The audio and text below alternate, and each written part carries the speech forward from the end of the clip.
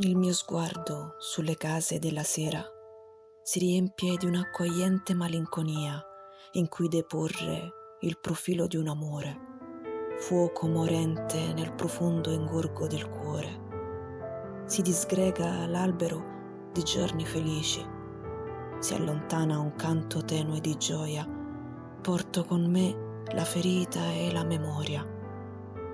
Quando finirà questo tempo di dissolvenze, sarà il principio di nuove speranze che prenderanno forma dentro certe assenze, e forse i miei sogni non avranno più il suo volto.